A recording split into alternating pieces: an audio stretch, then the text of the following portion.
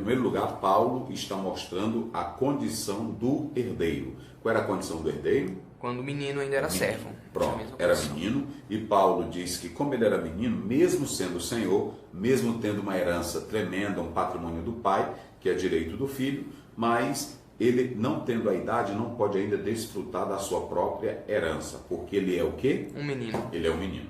Então, do verso 1 a 3, Paulo está mostrando a condição desse menino, desse herdeiro que é rico, que tem posses, mas ainda não pode usufruir, não pode gozar dessas bênçãos, porque ele é um menino.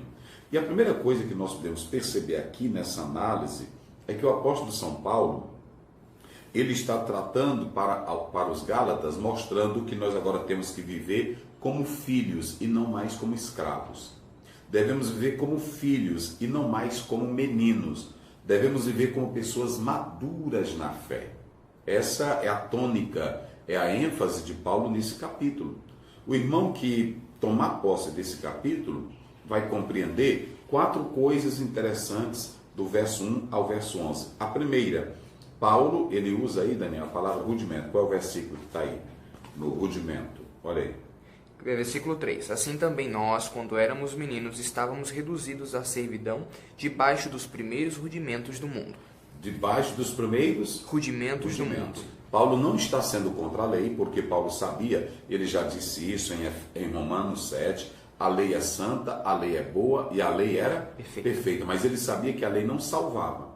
E a lei, ela vinha como uma forma de um guia, um manual, para levar a criança que estava nos rudimentos. Quando Paulo fala da lei como rudimentos, ele está simplesmente dizendo que essa lei, agora, ela não tinha mais naquele momento, aos Gálatas, qualquer utilidade para salvação ou para fazer o trabalho diário, porque ela já fez o trabalho dela, conduzir até que Cristo chegasse. Como Cristo chegou, então ele disse que agora não precisava mais da lei, porque a partir de agora Cristo era o centro de tudo. João 1,17 diz que a lei foi dada por Moisés, mas a graça e a verdade vieram por Jesus Cristo. Até Moisés estávamos na infantilidade, na imaturidade. Esse é o exemplo que ele dá. Até que a lei nos conduz a Cristo. E quando chega em Cristo, nós não precisamos mais da lei. Então, Paulo, quando ele fala da lei como rudimento, ele não está desprezando ela. Essa palavra rudimento aqui, elementos básicos, aquilo que dá um início de algo, né? Por exemplo, quando eu compro um celular, o que vem? O manual. O manual. Mas eu vou usar o manual por quê? Para primeiro aprender como se usa. Uma vez que eu já aprendi, eu não preciso mais usar o manual. Então ele vai me dar a noção do básico, não é isso? Isso. E depois que eu aprendi? Não preciso mais usar. Então Paulo estava dizendo a mesma coisa. Ele estava dizendo que a lei, ela teve o seu papel no tempo e no espaço. Porém, agora com a vinda de Cristo, ela se cumpriu e não precisava mais ser usada. Então, quando um cristão voltava ao uso da lei, como era o caso dos Gálatas, por isso que Paulo diz que está perplexo, veja aí o verso 20, Daniel, do 4. Verso 20. Eu gostaria de estar com vocês agora e mudar o meu tom de voz, pois estou perplexo quanto a vocês. Eu estou perplexo. Ele estava dizendo, eu estou admirado que vocês agora, que já era para ter a capacidade de analisar tudo, vocês querem voltar ao manual antigo.